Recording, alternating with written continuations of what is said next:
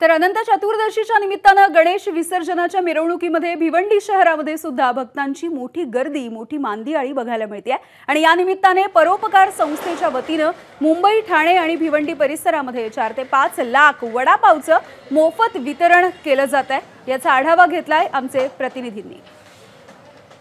बाप्पांचं विसर्जन आज होतोय, मात्र परोपकार संस्थेच्या वतीनं ठाणे, मुंबई आणि तसेच भिवंडी मध्ये लाखोच्या संख्येने वडापावचं भक्तांना वितरण केलं जाणार आहे। आपण पाहू शकतो या ठिकाणी वडापाव तयार करण्यात आलेले आहे। विशेषतः लाखोच्या संख्येने हे वडापाव जो आहे ते तयार करण्याचं काम या ठिकाणी परोपकार संस्थेच्या वतीनं एकंदरीत सुरू आहे आणि यासाठी जी 4-5 दिवसाची जी मेहनत आहे ती या ठिकाणी घेण्यात आलेली आहे। मात्र आता या ठिकाणी सगळे वडा तयार करण्यात येत आहे, जेणेकरून जे भक्तगण विसर्जनला जातील त्यांच्या हातामध्ये हे जे वडापाव आहे ते देण्यात येते। परोपकार संस्थेच्या वतीने भिवंडी, ठाणा, मुंबईमध्ये लाखोच्या संख्येमध्ये वडापाव वितरण केले जाते।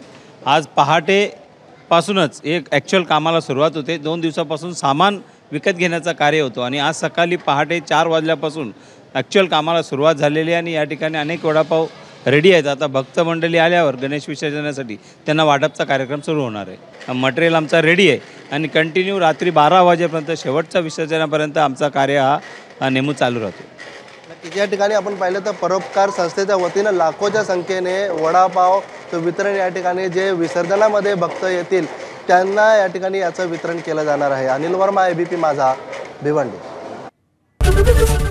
एबीपी माझा, उघडा डोळे बघा नीट।